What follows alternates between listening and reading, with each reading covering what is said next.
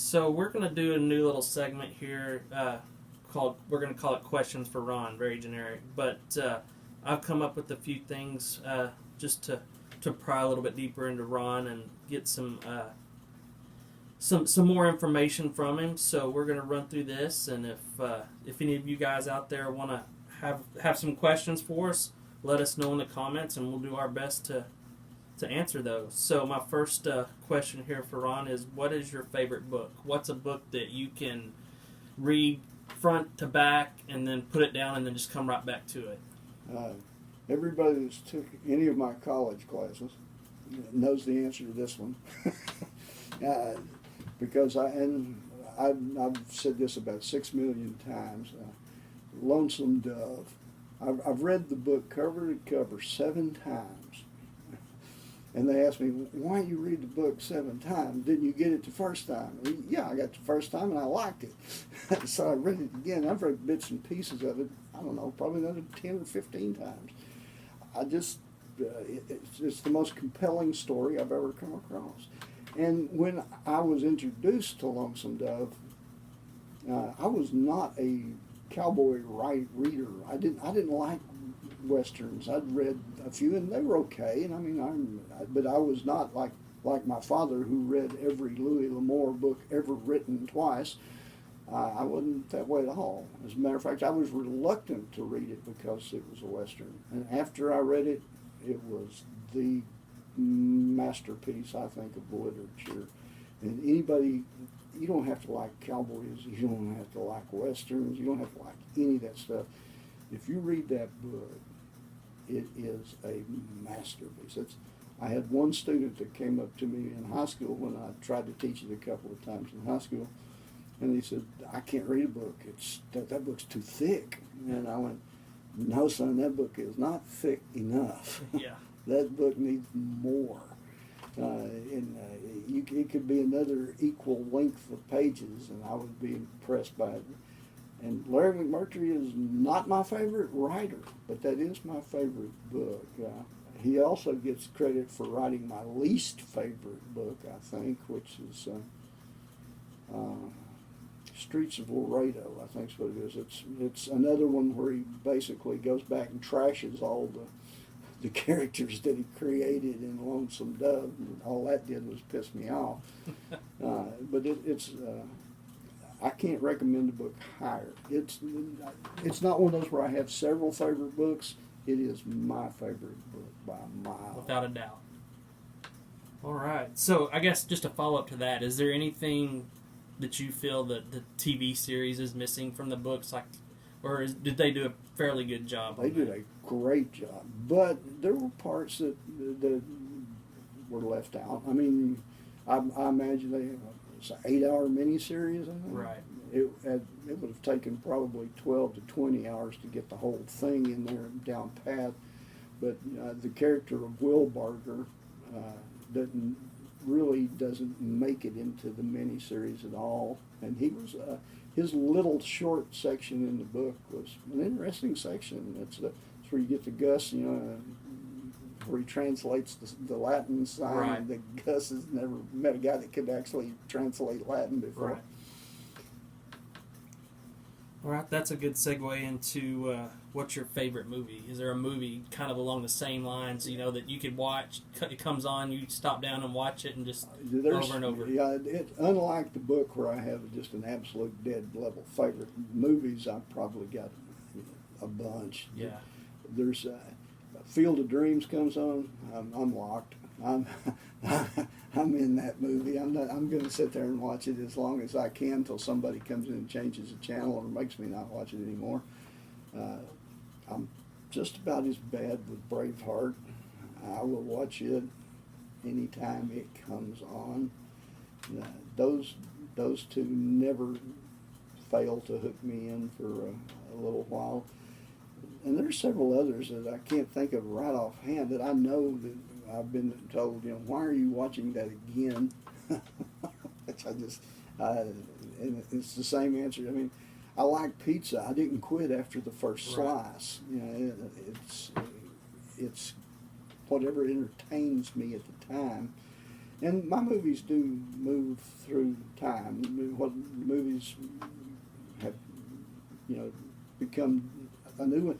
Hell, I watched Hell or High Water, and it broke my wife's heart, so I can't ever watch it again unless she's not there. But I thought that was one of the best movies I'd seen in 20 years when I saw it. If Jeff Bridges is in it, pretty much I'll watch it. Yeah, and that's just so for everyone to know. I didn't let you preview these questions, so we're getting him, unedited and without any knowledge about this. So I'm really putting him on the spot here. So we're gonna switch a little bit and go to some baseball questions. So what are your overall thoughts on the DH, and is this something that the American League or the National League should take up as well? This is going to make a lot of people really mad at me, but I love the DH. I absolutely love the DH. I think it extended the career of some guys that were worth watching. I think that most pitchers are not Shohei Ohtani. Most of them couldn't hit if you gave them a base fiddle. They couldn't make contact with it. In my day, way back there, those guys could actually, some of those guys could hit. Warren Spahn could hit. Bob Gibson could hit. Don Drysdale could hit because they took batting practice. But the modern era, the pitchers are so bad. They're just horrible. For every good hitter you get as a pitcher, you get 300 bad hitters. And it's, who wants to watch a guy go up there and just flail pathetically at a pitch? And they get on base, it's even worse. They can't run. Right. That's how the Yankees lost Chin-Ming Wong back in the day. Tripping over third base and ends a 20-game winner's career. So I think the DH is just there. And I know purists are going to say the strategy is, the strategy is to win the game. And the DH can help. I noticed that every time they play interleague, the National League teams never say, "Oh no, we're not going to use the DH." Right. They go right ahead and use it. Right. So I just think it makes the game better, despite what some people think. Makes sense. All right, another baseball-related question. What are your thoughts on, I guess, the steroid era from the, the 90s and early 2000s, and should guys like McGwire and Bonds, Clemens, should those guys be in the Hall of Fame? What are your thoughts on that? Yeah.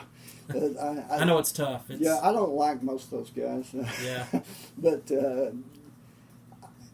honestly, McGwire I feel really bad for because most of his usage was not banned subjects. I mean, they had not said you cannot use that, and some of it he was using as treatment for injury,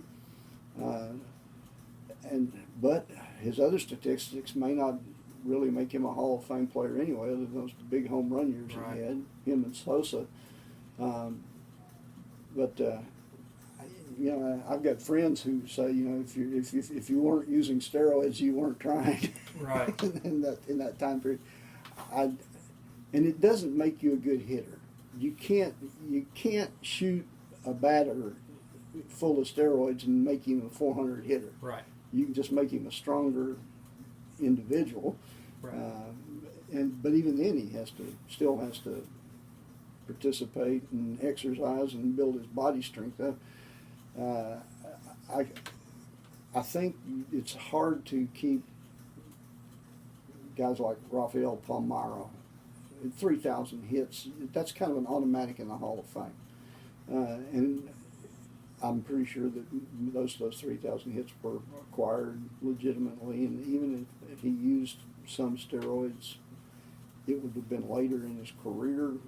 Giambi, I know Giambi used them. You can look at his rookie card when his arms are about that big around, and then look at his Right. at the end of his career when he looks like a bodybuilder. But still, they still had to go out and hit the ball that was thrown and run the bases and do everything else. I'm not sure that I wouldn't do the old. They screwed Roger Maris, and put the asterisk by his 61 home runs Right. when he passed Ruth, and that was totally undeserved. But these guys might deserve an asterisk.